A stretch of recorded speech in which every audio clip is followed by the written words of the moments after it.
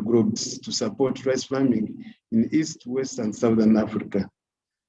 Some of the hybrid rice varieties are yielding over 10 tons per hectare and have been released for commercialization in Kenya as work continues in other countries.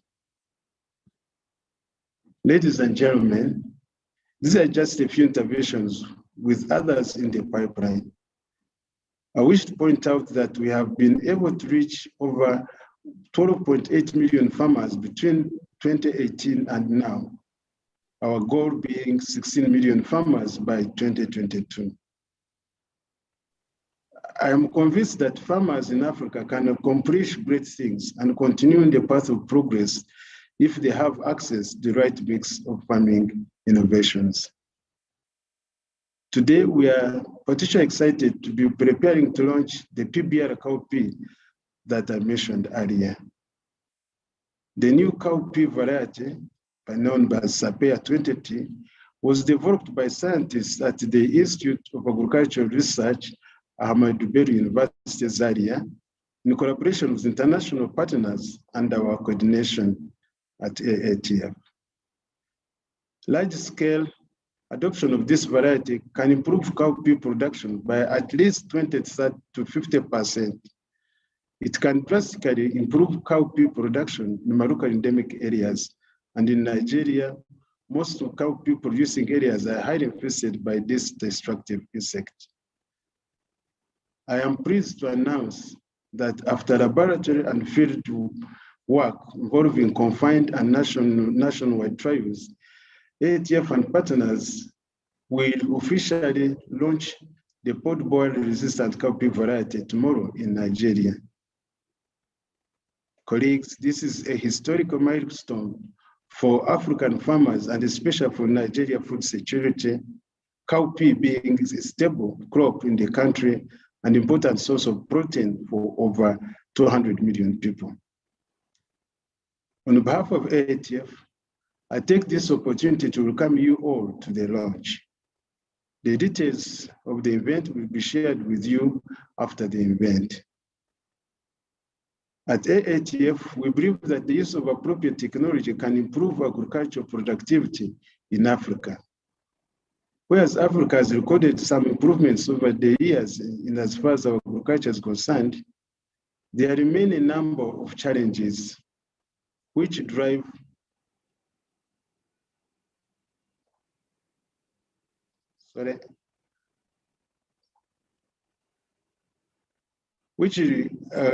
drive down productivity on the continent.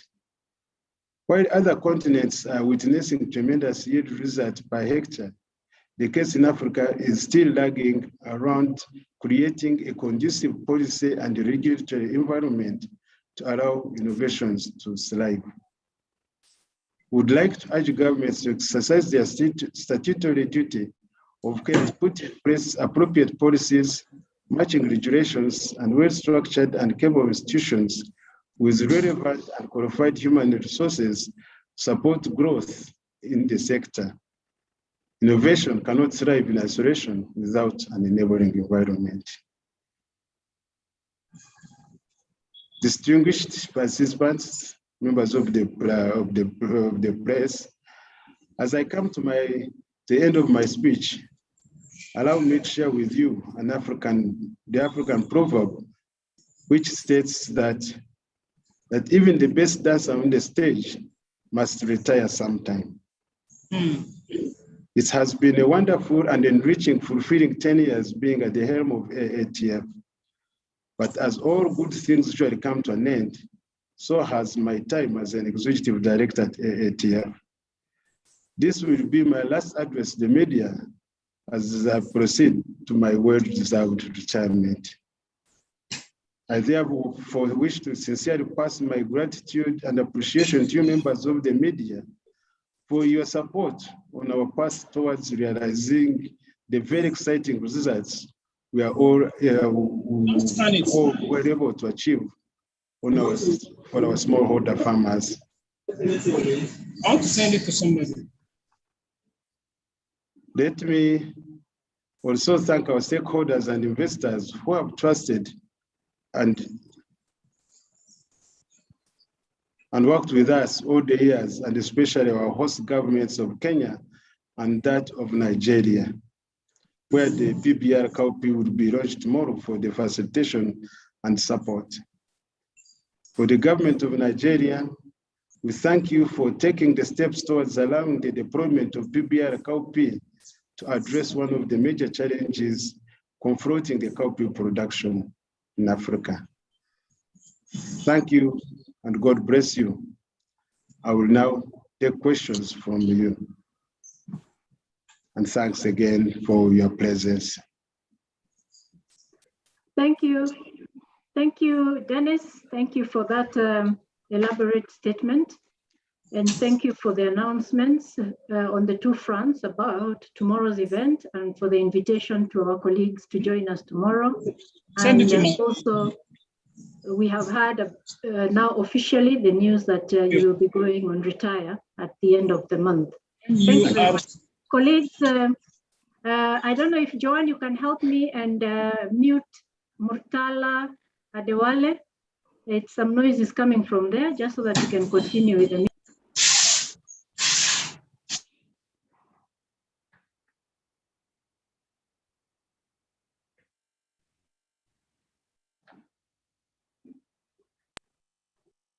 For wishes of goodwill, you can extend wishes of goodwill to Dennis, or you can ask him questions related to his speech, and especially the science, technology, innovation, and agriculture in Africa. I can see very, very many of you have engaged with us before. You're welcome now, and I'm opening the floor to questions. Please, let's use the hand lifting, either the physical one, or you can lift your hand from the connection. All right, so I'm inviting you to ask any questions and make any comments.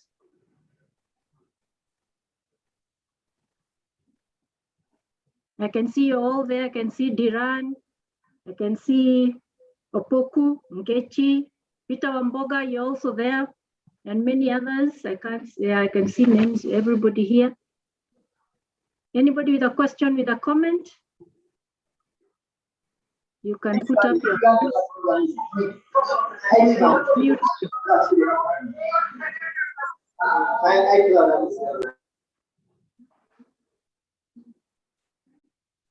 Hello, and maybe as maybe you're waiting, I can't see any hand. As you wait for the questions, Dennis, as we wait for the questions from the colleagues, I have one of my own. As you go on retirement, what would be the key, what would you say are the key challenges to actually getting technologies to farmers? You've mentioned quite a number of technologies that AATF is working on, has worked on. Other colleagues in the field have also developed and come up with, and some are in the market, maybe some are not. What makes it difficult to get these technologies to farmers? And what would you tell the African leaders on the issue of getting technologies to farmers and into use? Thank you. Thank you, Nancy. Thanks for that good question. To get the challenges of getting technologies to the farmers, first and foremost, I must say, there must be a conducive policy and regulatory government by the governments that promote uptake of technologies, and especially more so these emerging technologies. If you are to look at the challenges I talked about at the beginning, productivity is affected by, especially for smallholder farmers, affected by pest diseases, climate change, markets. So there must be policies that favor some of these technologies that can address directly some of these challenges. That is one of them. The other one is information. Farmers they need the right information and knowledge of how to get the best out of these technologies. We can talk of having the best technologies on the continent, but if we don't know how to manage or steward them, it won't help. So those are some of the challenges. And the other ones, of course, when you increase productivity, there should be a way to sell these products. So markets matter a lot. And in other areas, some farmers are able and are willing to take some of these technologies, but you find that they need the initial capital of for favorable financing. And that is one of the areas that the government can put mechanisms that help, even attract private investors to be part of this technology uptake. So there are several areas, and those are a few that I can point out. Thank you. Thank you very much, Dennis. Thank you. I will now invite Collins, please, to ask your question. Collins Nabuife. And maybe as you come on, let us know the media you're representing and the country where you are. Nancy, I don't seem to be able to see the hand icon. Oh, okay. You can put up your hand and then I will see it. So maybe Collins can go on, but I can see he's still muted. Collins? Okay, I'm with you. Okay, you go on. Okay, my name is Collins Nabife. I work with Nigerian Tribune newspapers in Nigeria here. Okay, I have just one or two questions for Mr.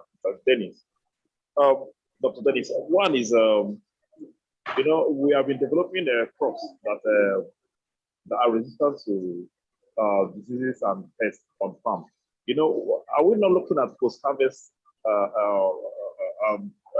crops that can resist these diseases when they are in the storage? What have been stored? Not always when they're on farm. We record most of post-harvest loss in Africa. So are we working on that? Like, for example, the PBR Cowpea, we know we are working with on the farm. What of when it's installed? Are we working on that to see whether we can develop varieties that can resist those weevils? And secondly, these technologies, is there any way we are still looking at work of domesticating each technology to the various countries where they are being developed, so that we can have a sense of belonging in that technology? I think this is what I can stop for now. Thank you. Thank you, Collins. Yeah, the question was not very clear, so I'm going to ask Alex Abutu, who is online, to also help me maybe summarize the questions clearly. It was not clear. I don't know if it was my hearing. Yeah, there were vibrations and not heard it also. Yes, and the colleague who asked where you can get the raise hand icon, if you look at the reactions icon on your screen, if you click on that, there is something like raise hand there. But if you don't find it, you can still do this and I'll see you. Or you can write on the chat, whichever works. So I don't know if Alex you had, and if you are able to summarize what Collins said. I did not hear clearly at all. Actually, I didn't hear at all. I just had varieties resistant to weevils. So Collins, if you can hear us, could you repeat maybe very, very in summary form? What the question was, and if we don't hear this time, we will ask that maybe you write it down. It's not coming to us clearly.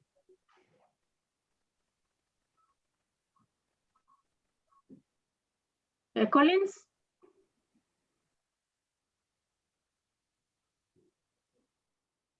All right, as Collins is getting himself organized there, can we hear? Okay. Am I to repeat the questions? Yes. Okay. Yeah. The first one I asked was in the area of developing crops that can withstand the post-harvest attacks, because we record more of losses in farm during the post-harvest period, not before the harvest. We have actually taken care of those ones on farm. Now, what of during storage and other activities during post-harvest? So that's my question. Can we develop a crop that can actually fight back diseases or pests that attack them during post-harvest period.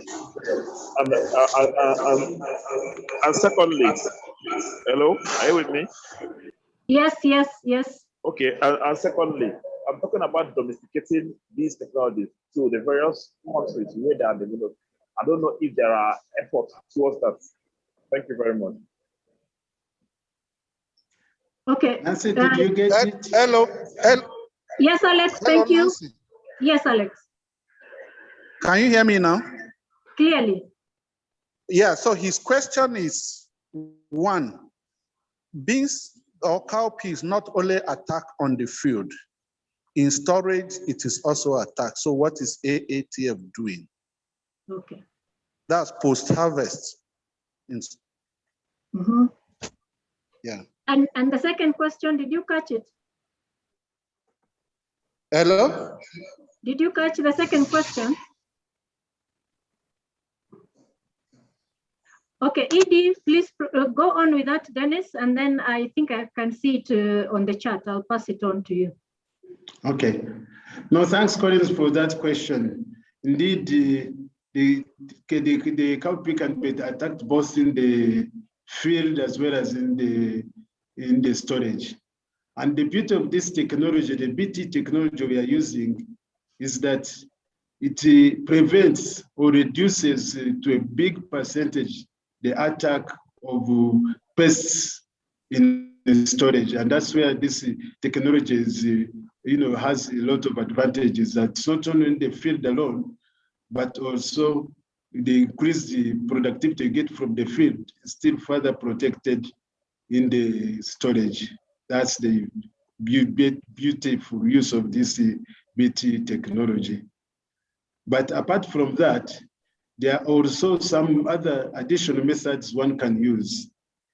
There's the famous Purdue improved cowpea storage, a bag that is several layers that helps to store in the cowpea and prevents further attack from insects. So there are a combination of technologies that can be used, which are already available on the market at the moment. But there is that inherent protection from already the cowpea, the BT cowpea seed itself or grain itself. Thank you, Dennis. I think the follow-up question was on localization of the technology. At least that is what Monica got, domestication of the technology. I'm not sure if I get that very well, but the domestication of the technology starts with the production itself. First of all, we have good backing from the government that has put the proper, the guiding laws and the regulations and the institutions. The other one, we are working with the seed companies so that they are able, the local seed companies, to be able to multiply this the seeds themselves, not being imported here and there. So that's a very big demonstration. And also we have a team of scientists and other trained extension people who are stewarding to make sure that this technology is used appropriately as it's supposed to be, so that we can get the value of it. So there are already domestication processes that are at hand that will be used to make it a homegrown solution. Thank you. Thank you, Dennis. May I now invite Onche? And then after Onche, let's have Falaju coming on. So Onche, you're on the floor.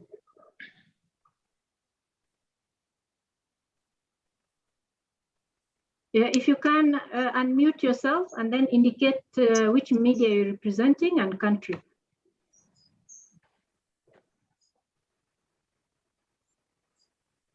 Onche, I don't know if you can hear me.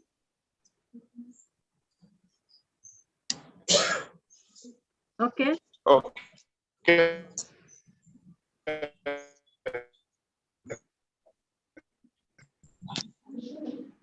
Good Hello. afternoon, all. Hello. Can you hear me? Now we can hear you. Good afternoon, all. Can you hear me? Very well, Onche. Hello. Hello, Onche, we can hear you. Can you hear? Okay. Good afternoon. Good afternoon. Yeah, my name is Onche Ode, Africasting News. I have a couple of questions, if you would allow me. The first being the fact that, okay, we have achieved a whole lot of milestone with PBR, Cowpea. And sometimes, when we hear you talk, it's like this decision is like a one-fits-all kind of intervention. All problems relating to cowpea has been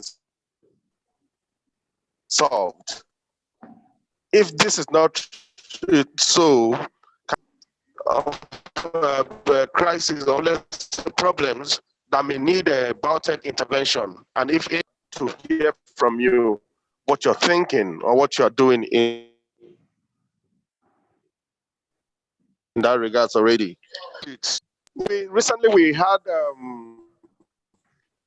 the issue of some opponents, those who are opposed to GM, coming out to spew some unfounded information through the media in northern part of Nigeria on the cowpea variety and other GM product in Nigeria. Now, it's been due to the fact that, look, certain things, or due to the attendant risk. We know for every technology that comes, there's always a risk that is attached. I want you, sir, Dennis, I want you to be candid with us, tell us some of the associated risk and how that has been taken care of so that we can put information in proper perspectives. I don't know if you understand what I said, my question. Yes, sounds clear. Unless, Alex, you want to make it clearer? But I think, Dennis, did you get it? The first part was not clear. The first part was something.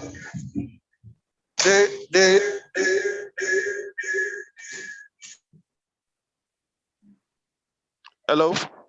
Hello? Yeah, the first question is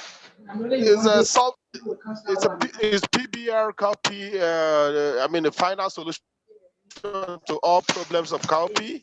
If not, what other problems are you looking at from your own end, and how, with regards to how to use biotechnology to solve them? Mm-hmm. Okay. So Dennis, you've got those two? And the second one was on the risk attachment. Yes, let him. Be candid with us about the attendant risk that comes with the deployment of biotechnology. In regards to the current project in question, and if there are some of those problems still lingering, is AATF thinking about solutions to them? Mm-hmm. And what are those solutions? Okay. Thank you very much, Chair, for that good question. I will start with the second one on the PBR cowpea, the solution to cowpea problems. Of course, it's not a solution to all cowpea problems. But one thing that with the cowpea, one major problem that was identified, even with that is facing farmers directly, is this aruca being major. There are other insects. So the first things, one technology was the technology was to address the major challenge of production of cowpea. And that's why we are saying, instead of using the 6 to 8 times of spraying, sometimes even more, it is reduced to using 1 or 2 on average, so that you can control these other pests. So the major breakthrough is managing the major problem and then supplementing it with other management practices to have it managed. So And also there is also much more breeding needed, even to increase the nutrition content of cowpea. It is already very high, which is very good, but to increase it, so there are quite a number of areas that can still be addressed, but at least in this work, we're targeting the major problem which has now been solved. You cannot solve all the problems in one. You cannot get one technology being a silver bullet for every other problem facing that enterprise. On the attendant risk, I would say that the PBR cowpea is not, what it brings on board is the advantage of controlling the maruca within itself. Otherwise, any risks that faces the PBR cowpea is the same risks that faces the normal cowpea, the conventional cowpea varieties. The only thing here I would say, one thing with the PBR cowpea is that we must handle it in a way that it is advised. You know, the planting, the way it should be planted and managed, and the mix of the PBR cowpea with the non-PBR cowpea, so that the resistance doesn't develop quickly at all. That is one thing I would say. The management of it should be as per the rule of the stewardship people, or the advice from the extension of how it should be managed. But that one, I wouldn't say it is a risk, because that one is a management function rather than an attendant risk. But otherwise, as you put it, the anti-GMOs, they will always come up with all kinds of things, of which none of them is scientific or scientifically proven at all.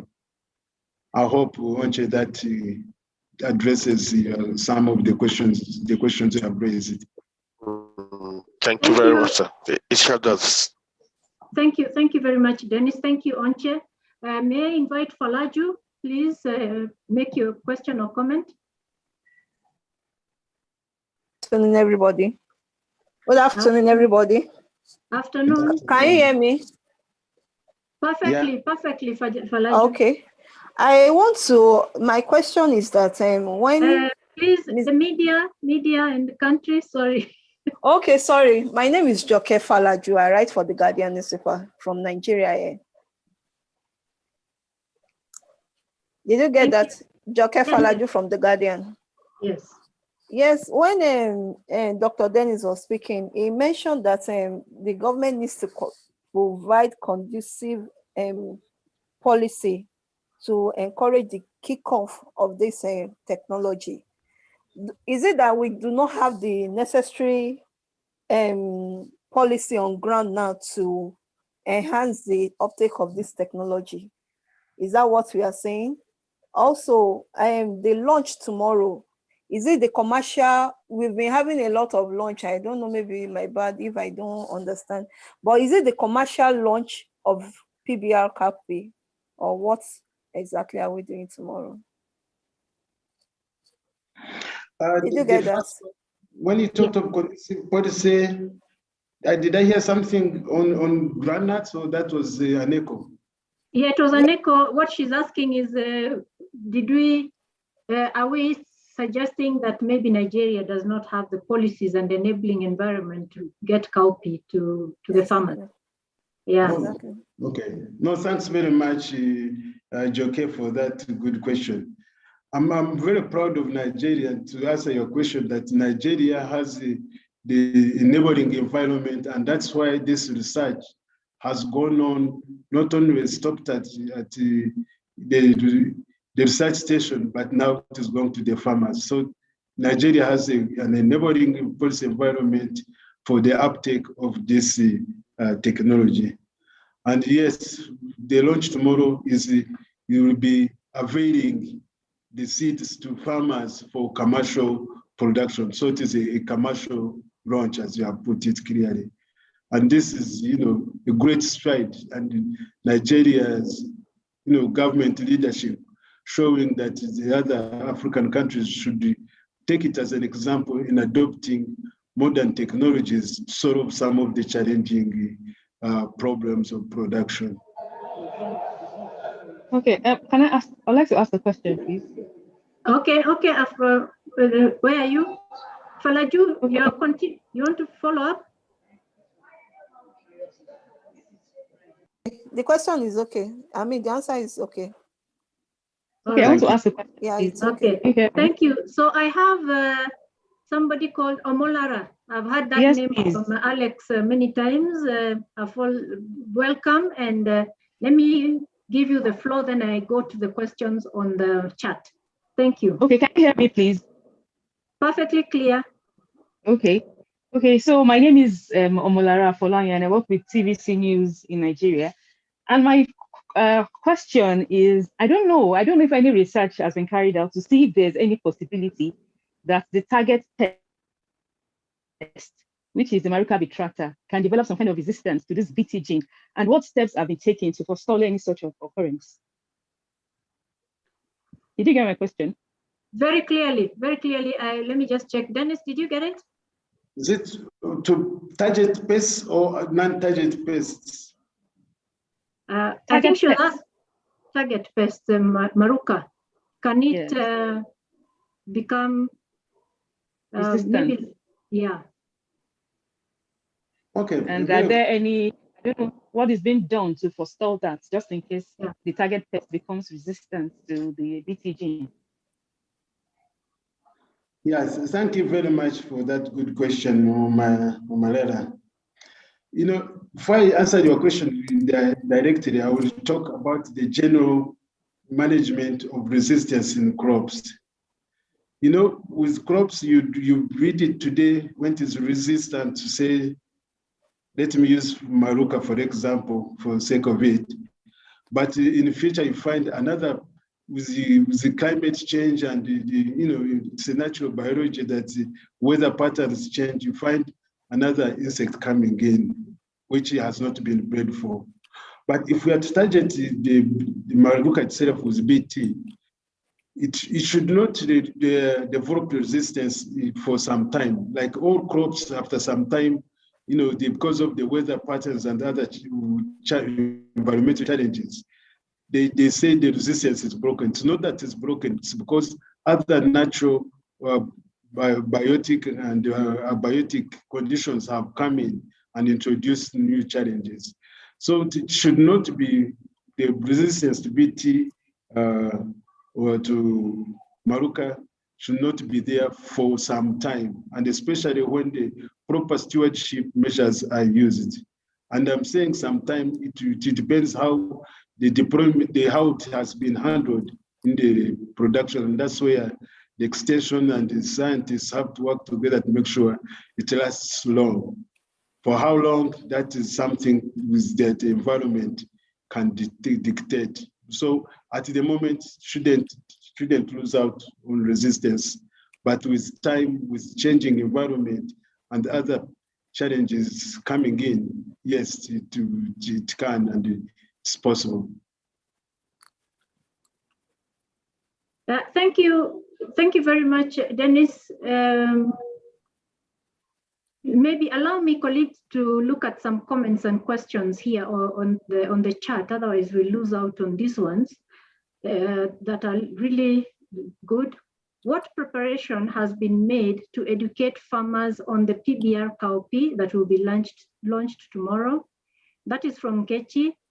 And his second question is, are the markets willing and ready to accept the cowpea when it is released? Thank you. On the preparations to educate farmers, that has been an ongoing process. That's where the various players in the extension services, and the good thing we have been working with the extension service of Nigeria. So that one has already started off, and even the media, even this discussion today is a part of it, and that's where even you colleagues in the press are very important in pushing out these messages. So it is an ongoing process, and it's something that will continue.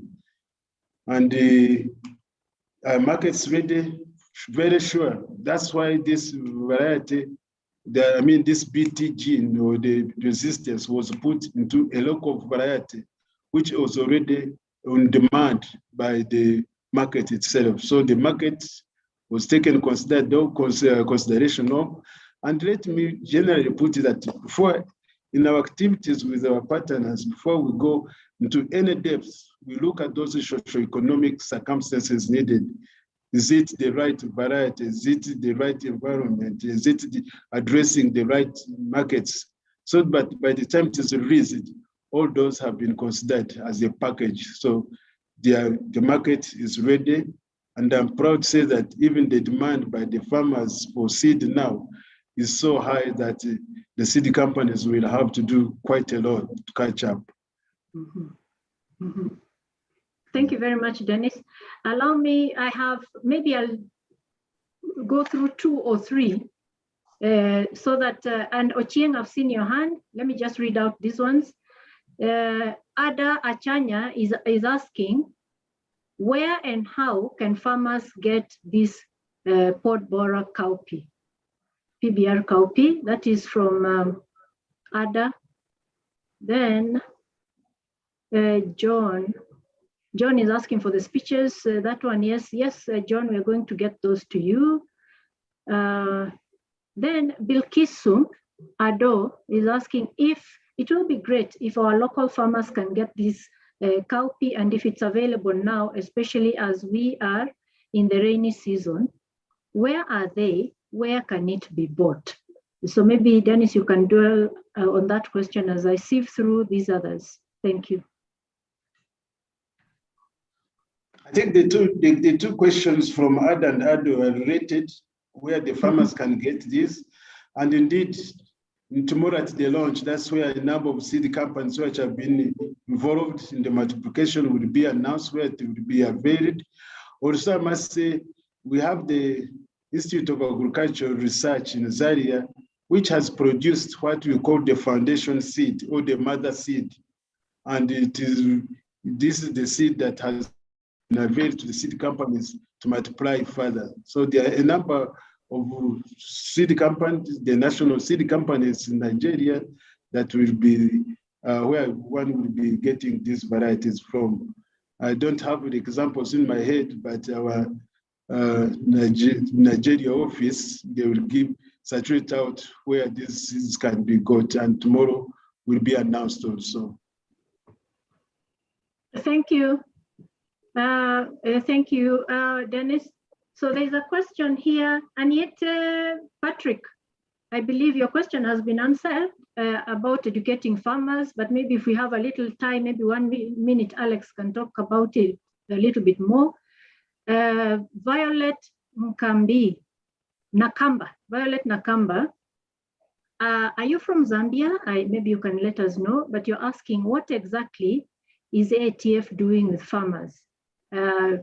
You did not get very clearly from Dennis's explanation or his speech. That is a question. What is ATF doing exactly with farmers? And Bashir Bello, I don't think that is a question. You are just greeting all of us. And yes, the speech will be shared. Diran Onifade, Africa has a youth bulge, which is an advantage. But even if we improve the seed and agronomy, if we cannot improve on mechanization, we may not be able to carry young Africans along. True. How do we tackle the urgent issues around agricultural mechanization in Africa, since other efforts may not succeed too well in its absence? That is his first question to Dennis. The second one is... Sorry, I didn't get that. So the first question is that agriculture will not go anywhere without mechanization.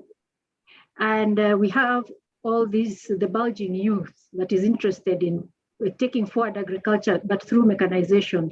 Therefore, how do we tackle the urgent issues around agricultural mechanization in Africa? Since other efforts, I believe it is the other efforts towards improving the products and the crops may not succeed too well without mechanization. That is the first question. The second one is, This one is very important. What next for you, Dennis? I guess this is related to your retirement announcement. That's a nice one. Mary, Okay. Dennis, Thank allow you me very to much. read. Dennis, allow me to read this one because it's related to the retirement. What is Dennis's legacy to AATF and to the African agriculture sector in totality? Now, I don't know if Dennis is supposed to answer that or one of us.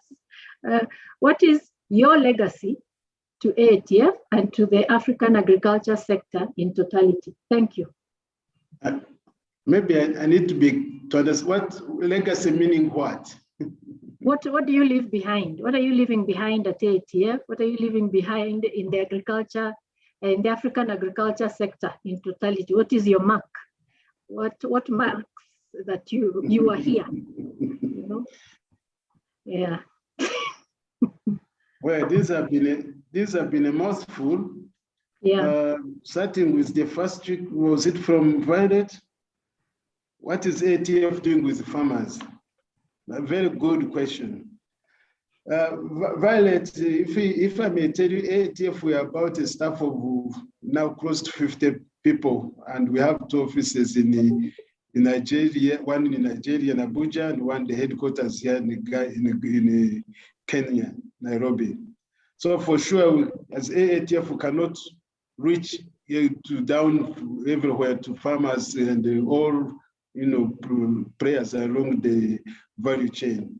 But the beauty of AATF is that we work in partnerships with national institutions, including the private ones.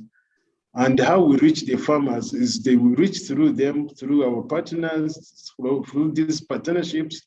And the most important is the technologies we bring on board, the knowledge we bring on board that we share with our partners on how these technologies can be used, the communication on these technologies we bring on board.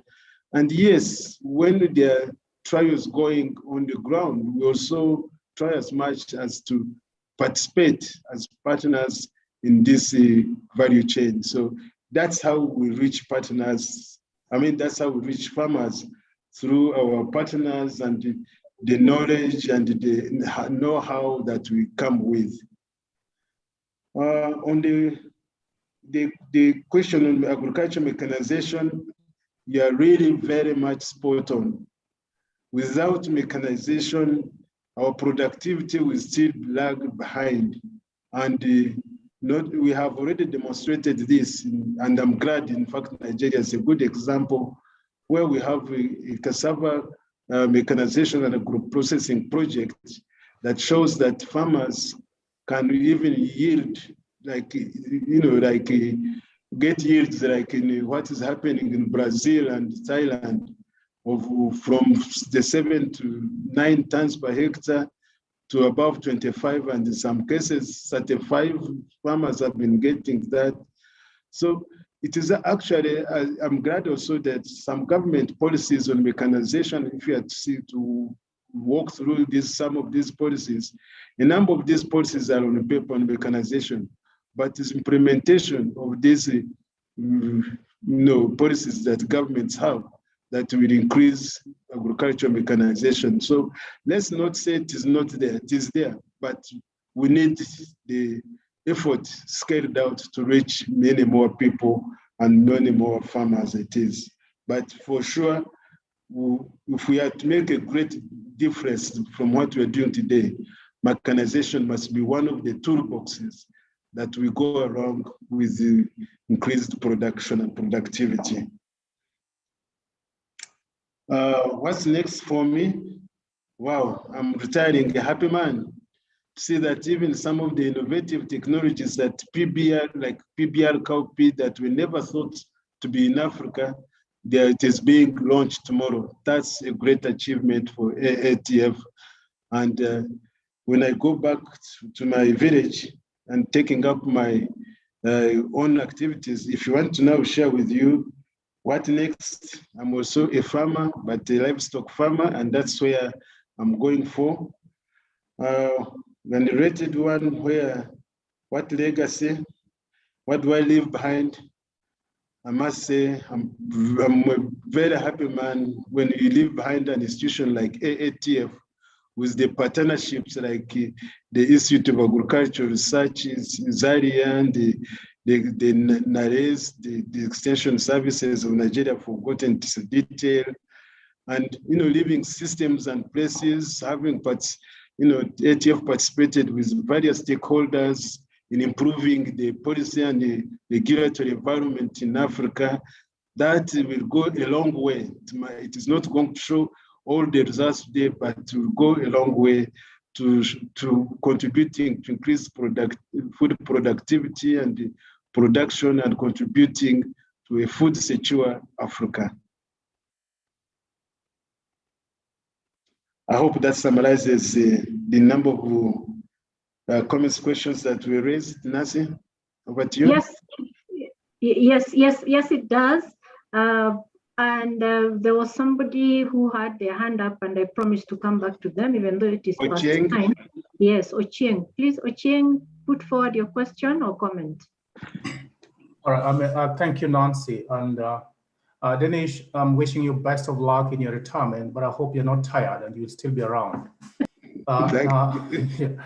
I've got a question for you on, in a broader sense, we do have innovations, but pretty much as you look at it, African farmers are still at the tail end of the queue in terms of production. Now, there are various reasons for that one, but what I want you to focus on is accessibility to these innovations as a person who has been at the center of it. And when I talk about access, I'm talking about affordability, knowledge base, as well as skills to use the innovations. I don't know, somebody is not on mute. And the innovation, to use the innovations, and most of the innovations are either beyond affordability or are in terms of conduct carried out in economic dominant languages that pretty much most of the farmers may not be able to understand. So, and we look at the, Africa is so diverse and so culturally broad. How then is the innovations going to make real impact? And we see a shift in terms of massive uptake and as well as efficient use and good production.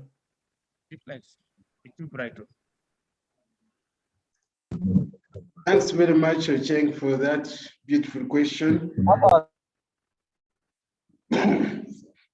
Yeah, but let me start from the other corner of it, is that we already have seen or witnessed that African farmers can also take up these technologies and adopt them, And we have several examples to show that the farmers have taken these technologies and they're in the progress even of continuing doing that. And as you have put it, some of these technologies, they might be affordable and the rest of it. But this is where the organizations like AATF, working the various national institutions, are working to make sure that what the technologies we get, first of all, are the appropriate technologies for the farmers solving the existing challenges. That is one important thing. Identification of this challenge of technologies that solve the local farmers' challenges is very important in technology uptake. And also, in addition to that, again, it goes to the availability of markets, of financing, of infrastructure. Those are things affect technology uptake. But once the technology is really seen that it is making a difference, like PBR Cowpea, for sure that one, the demand will always be there and the market will always be there. So what it means that proper institutions should be not set up, should adjust to make sure that in everything we do daily, we address the smallholder farmers so that some of these technologies are affordable adaptable, and can be scaled up very easily, so that, and even accessed very easily. So again, that goes into the institutions facilitating the uptake of these technologies. And what part did I miss out? And even the innovations we are talking of, as long as they are targeted to solve the particular farmers' problems, they can be taken up with the right. What is needed most is have the right knowledge of how to do it, and the right tools of to handle it, and they will take them up. So it is taking time, but it is happening, although not at the speed we want it. Thank you, Dennis. And before we close, maybe in the next 1 minute or so, just to let you know, Dennis, that there are a number of comments wishing you the best as you go to your retirement, and including the latest one now from Peter Amboga, just wishing you all the best. But there is a very curious question here from Hope Momo. I think probably I don't know, Hope may not have had your response earlier to someone else who asked the same question, but bottom line, if I can summarize it, she's asking, I'm assuming Hope is a she, she's asking, can you be sincere to tell us if there is or are possible negative effects of this technology? So that is, she sounded quite curious from the way she wrote from the very beginning. I thought, sir, you may just want to reassure her or indicate to her if there is any other challenge or risk that we need to know about. I will be straight and direct and say there is no, what is it, effects.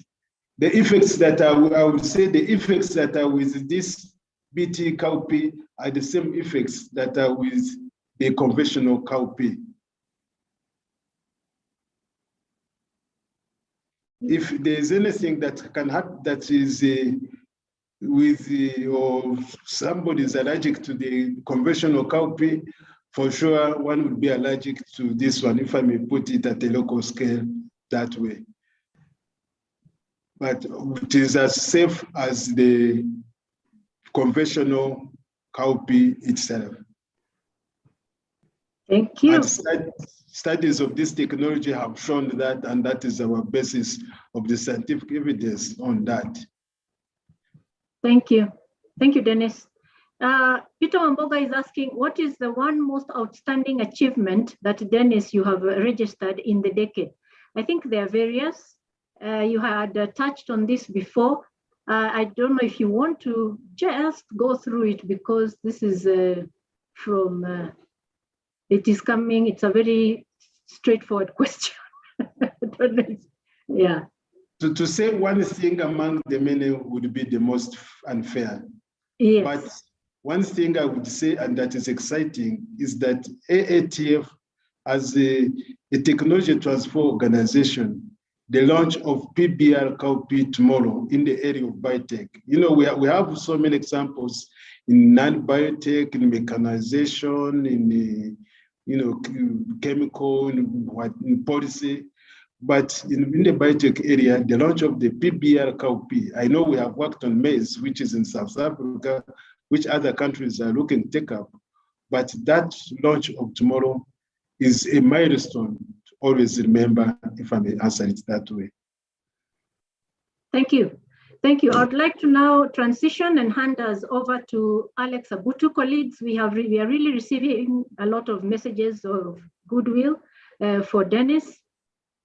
Thanks, ATF. Thanks, Dennis. Congratulations. Wishing you all the best. So Thank you. I'd like to now ask Alex, please wrap us up so that we can close the event. And we are really sorry for stretching this to past the 3 o'clock. We had hoped to close. Thank you. Over to you, Alex. All right. Thank you very much, Nancy. Let me start by thanking the Almighty God for making today a possibility. We have been planning, we've been going up and down, and today has come to pass. To God be all the glory. I follow that up with thanks to Dennis. Sir, you have made me proud today amongst my colleagues. Today you delivered to us a stewardship of over a decade. And today you, in less than 1 hour, you've been able to talk to us. So for that, I say thank you, and I wish you the best in your retirement. For the journalists, thank you for participating. It is not easy. A lot of you had challenges in connecting from Zambia to Uganda to Ghana, Nigeria, Kenya, Malawi, and all the places, even to South Africa. I see you all. Thank you all for coming. And we are following this up tomorrow with the launch. I will share the link to the launch immediately we are done with this. And so I encourage you to follow up. If there are questions, if there are interviews, anything you want concerning this, just let us know and we'll get back to you on that. I will not end until I thank my boss, Nancy. You have moderated this session so well. I've been having a sleepless night of how today will go, but the way you handle it, thank you, madam. That is why you are the Oga at the top. And for my colleague, we have George, Joanne, Victor, Monica at CPU. You guys, without you guys, this wouldn't have happened today. All the work that we did didn't go down in vain. At least today, we show. We came and we performed. Thank you all for your cooperation. And for my colleagues, we'll be sending you more, the address and other details from this press conference. So please be on the watch out. Thank you all and have a blessed day. Thank you. Thank you, Alex. Thank you, colleagues. Thank you very, very much. May we continue with what we are doing, and we are doing it the best way. Thank you very, very much. I don't know, John Comment, if you're putting up your hand or you're clapping. I do not know, but thank you very much for joining us. And may I, Dennis, do you want to just say bye? Although we've had Alex's messages of goodbye or goodwill. Just to say thank you very much. This was a great occasion to say bye to you all and best wishes. Bye. Thank you, Dennis. Margaret says from ISA and AfriCenter, warmest congratulations and wishing you the best. I think everybody here is wishing you the best. They've had a relationship with you.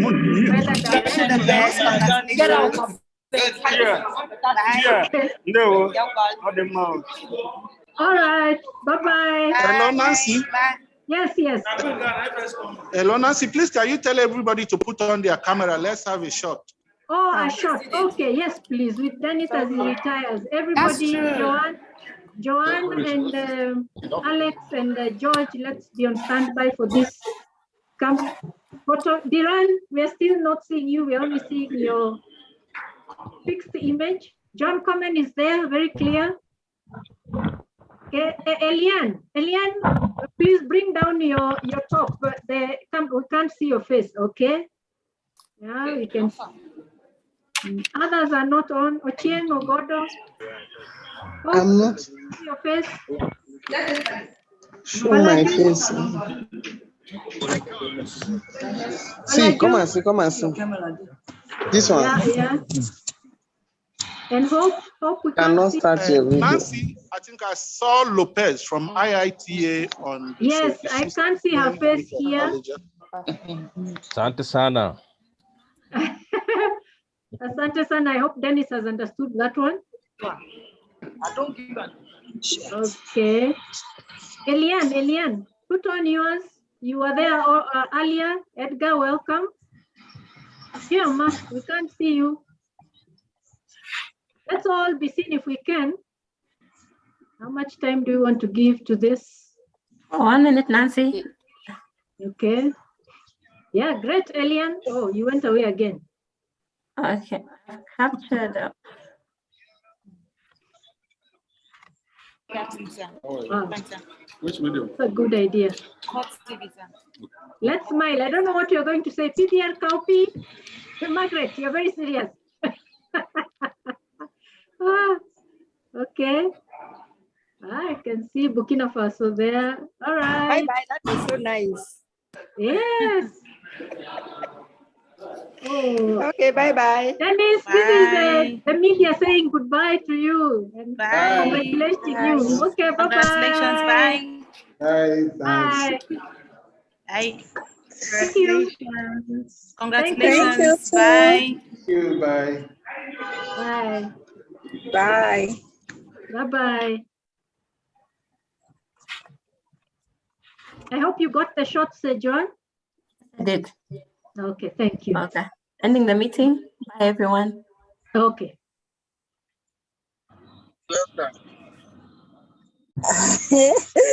Zoom is sweet too. Hey, I'm done, Mamire. Rose, were you in the photo, I hope? No, I wasn't in the photo. I'm just joining. If you're online, I'm at the airport. Okay, okay. Oh, I'm at the airport now. we're closing. Okay. Okay, okay. Thank you. I sent a message. Okay. Well done to the organizers. The meeting is nice. Ah, okay. We saw the message. Thank you very much. Better late than never. Yes. Thank you. Oh, yes. They say that. Yes, yes. Thank you. Thank you for your support. Right. Always. I hope it was fine. Bye-bye. Bye-bye. Okay. Okay. For me, I'm hungry. I think I'm going to buy something.